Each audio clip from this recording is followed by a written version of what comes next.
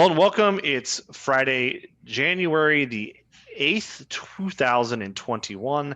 It's all numbers and words that are hard to get my mind wrapped around. It's still thinking 2020.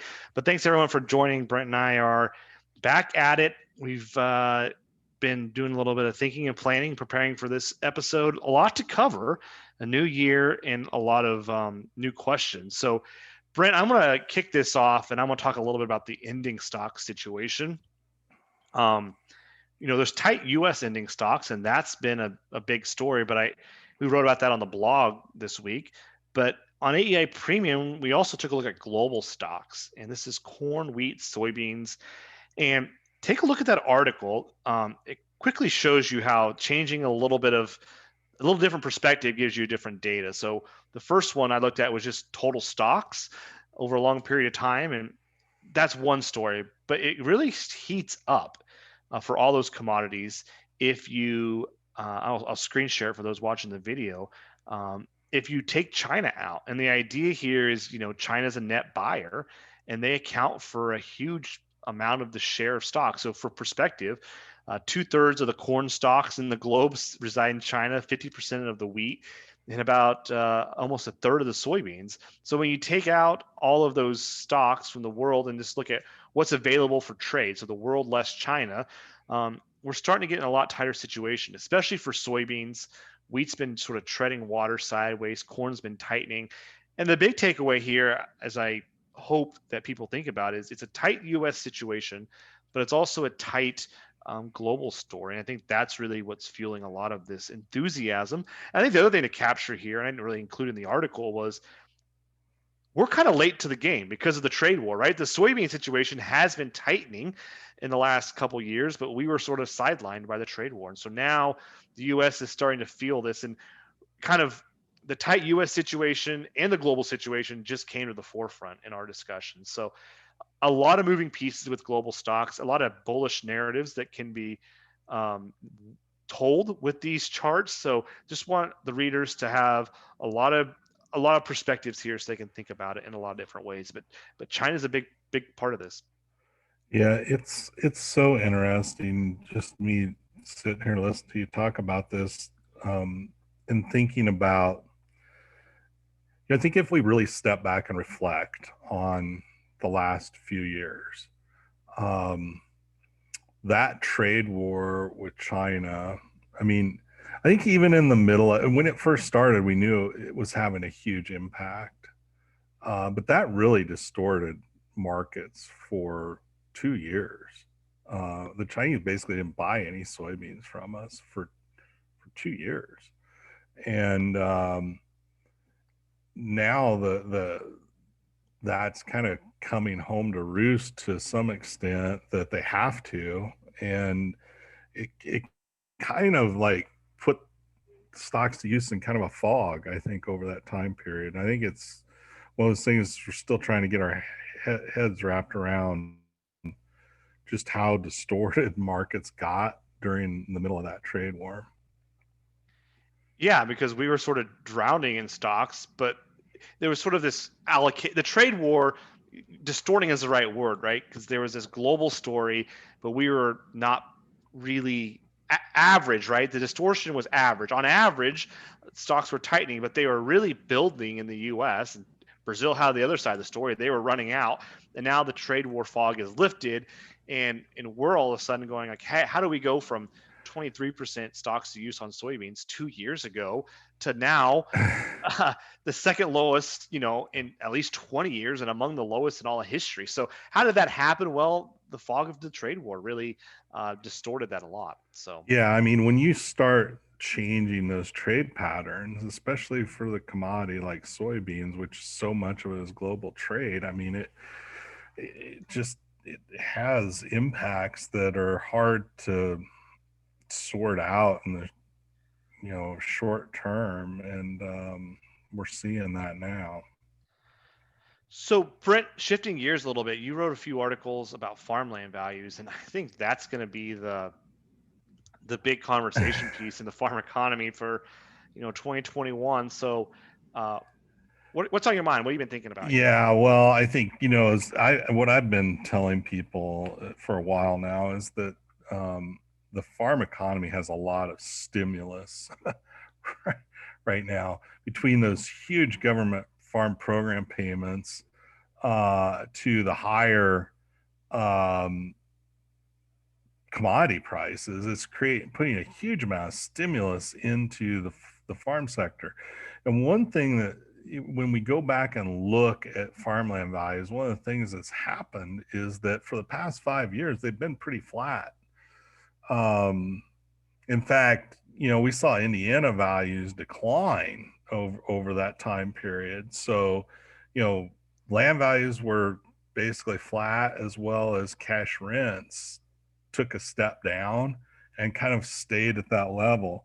And it looks to me like, if you look at cash rent per bushel of corn, this is an interesting metric. We peaked at 2012 and then it fell, where cash rents were higher, then fell down and kind of stayed flat. But all that time, productivity is increasing. So it's kept rent per bushel kind of low. And um, I know if you're a farmer, it doesn't feel low, but I think there's going to be a lot of pressure on cash rents to go up this year, and I think there's going to be a lot of upward pressure on farmland values. And the other thing that is supporting those farmland values is that capitalization rate, which is that last chart in that article.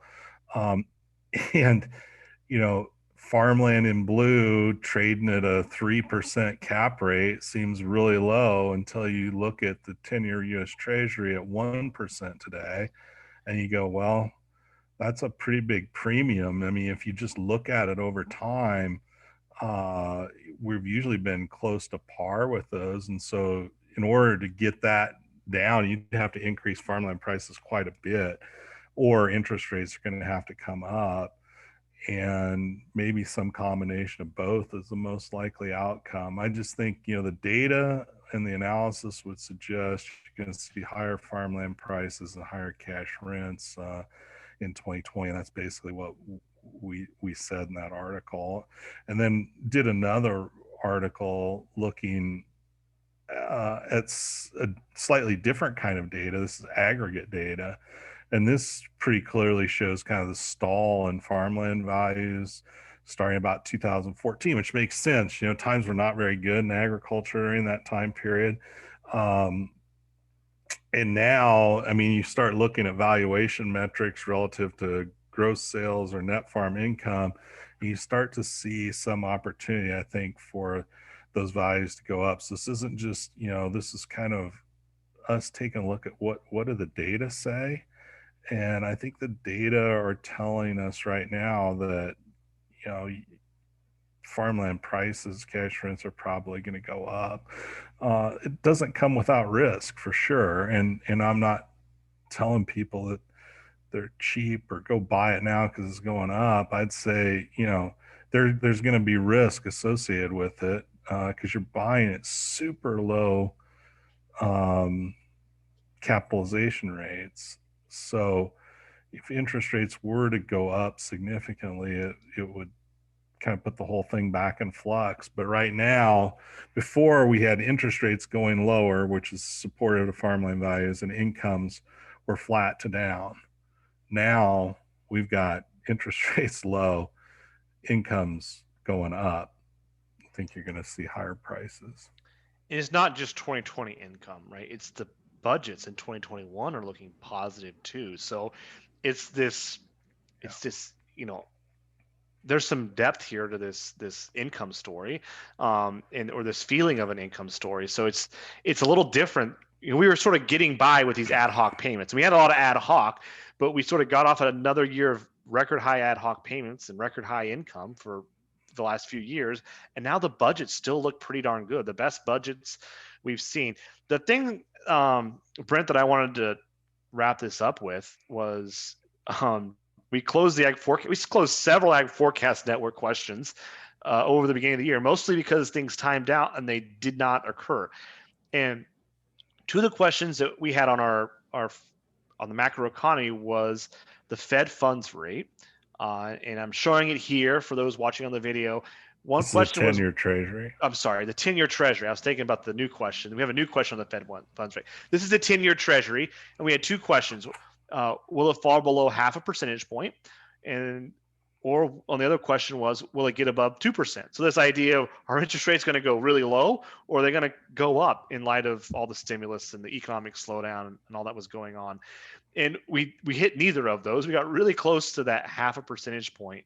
But we were about 1.5% at the beginning of the recession. We fell to 0.5, and now we're up at 1. And that's a pretty big change in this 10-year treasury rate. It's only 50 basis points, but it's also double. And this is the challenge when we're at these really low rates, is that a 50 basis point or even 10 basis points is a large relative movement. Yeah. Those interest rates have kind of been sneaking up. They're still really, really low. So I think still lots of opportunity, but they are sneaking up on us, and it's something to watch. And going to be really interesting now.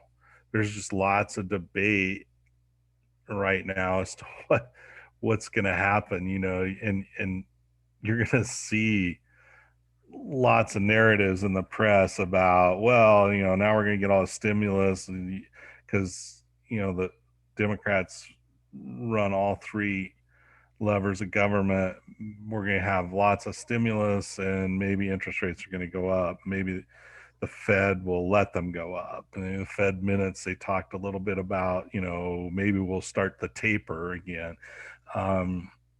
So it's going to be interesting to see how that plays out. I don't think anybody knows right now. And it just always reminds me of that cartoon, what was good for the market yesterday is bad for it today, or vice versa.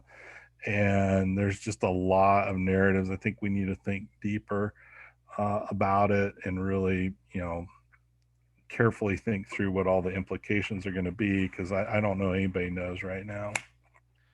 Well, it reminds me of a cartoon I saw this week, which was the fork came up to the fork in the road, and the sign says, simple answer, but wrong, and it pointed an arrow, and it had this big line of people there falling off the edge of the cliff, and it said the hard answer but right, and it's this big wide narrowing path. And I think that's a lot of what we're just hearing, a lot of narratives and a lot of people quick to explain what's going to happen in the macro economy in 280 characters on Twitter, and it's way more complicated than that.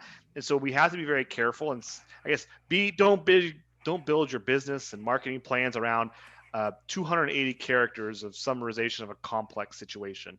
Watch the data, think about it carefully, and keep an eye on things. Just don't go into autopilot and say, oh, the stimulus is going to cause this and that. So this is a uncharted territory for a lot of us, and that's an overused phrase in this day and age, but it's how we need to go about making our decisions. Right. And I think that's really good advice. And when you look at it, just like those interest rates, you look, well, they're sneaking up, but for most of us, they remain at levels that are amongst the lowest we've ever seen. If you have exposure to that, it's something to be thinking about, right? And in the big picture, they're still very, very low. Don't overthink it, or over analyze yourself into trying to find the very best, lowest. That may not be your best solution for your business. Think it through, what it means to your business. Don't get caught up in the overthinking the narratives that everybody's going to be pushing out. Well, Brent, thanks for joining. Thanks to everyone listening for joining. A lot of new questions coming up.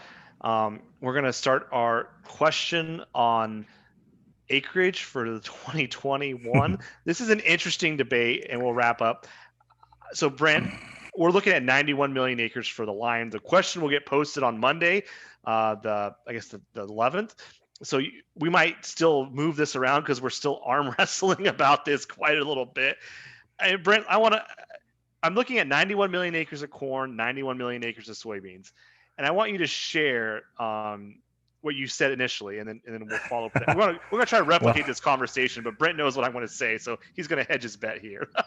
Right. So basically, I looked at the questions David wrote, and I said, well, I think very good chance we go over 91 million acres of corn, 75% or something. And if I were forced to bet on soybeans, I would think 91 million acres is probably a 50 or so percent chance we hit there. And then you start to think about it and go, well, wait a second, where are we, I know what David's going to say is, well, where are you going to get all these acres? Because, the last few years, 180 million is kind of where we top out. And my answer is, I don't know. There's going to be a lot less prevented plant probably. I think people really work to get it in, and then who knows what other crops are going to shrink. I mean, that's some of the math that we need to like work on, to really get a better understanding of what's even possible, because there's going to be a lot of incentive to plant acres this year.